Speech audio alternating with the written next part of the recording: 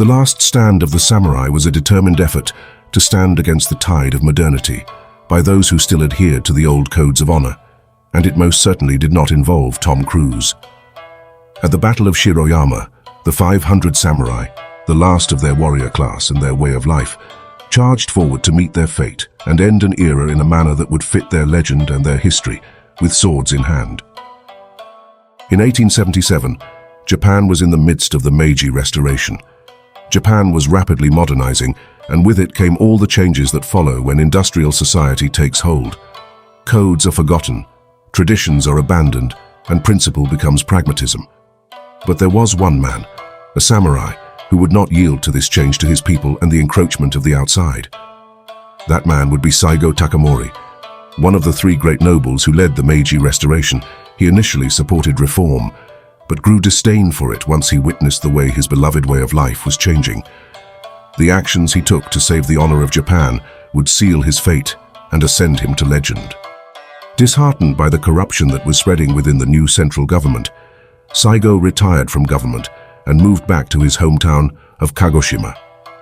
Here, he would open several academies to help aid and employ disaffected samurai from across Japan, who now found themselves with no purpose or use for their principles.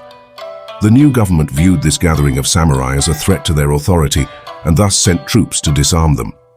The samurai refused, and a rebellion was ignited. While Saigo and his samurai fought with honor and determination at every battle, they were constantly rebuffed by the superior numbers and arms of the imperial army.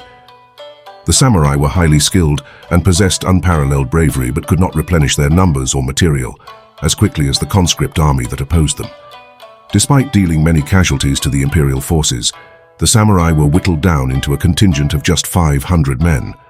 Saigo and his devoted men, a vestige of an age that was quickly coming to a close, chose to commit to one final battle. Thus, they would make their final stand on a hill called Shiroyama.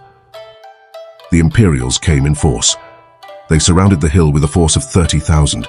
They then bombarded the hill with naval and artillery cannon fire. With only his small 500-man contingent of samurai remaining, Saigo and his men would choose to charge to their fate and die with honor. Their ancestors were surely smiling down upon them, as their shouts echoed and struck fear into the heart of the conscripts. The samurai came under heavy fire, but were not stopped. They collided with the imperial line, and through superior skill with the sword, cut down many Imperials. Surprised and in disarray, the imperial line nearly broke. Unfortunately for our heroes, the imperial numbers were too great. The samurai were cut down by bullets and shells. Saigo was mortally wounded, and in his last act as a samurai, he proved himself worthy of the title and committed seppuku. The remaining warriors fought until the very last samurai had passed into the pages of history. Though the samurai had been defeated, their valiant stand would forever live on in the Japanese consciousness. Their actions embodied the tenets of Bushido, and their dedication to honor and the old ways inspired the Japanese populace. The emperor was forced to issue a formal pardon for all of the samurai rebels a decade later, and they would forever be remembered as tragic heroes by the people. Their actions would come to forever be revered as an honorable example of Yamato Damashi. Perhaps, even though the last stand of the samurai resulted in military defeat, Saigo and his men achieved a greater victory. They succeeded in cementing their hallowed history and way of life in the collective memory of their people, and thus prevailed in preventing the death of the old ways of honor.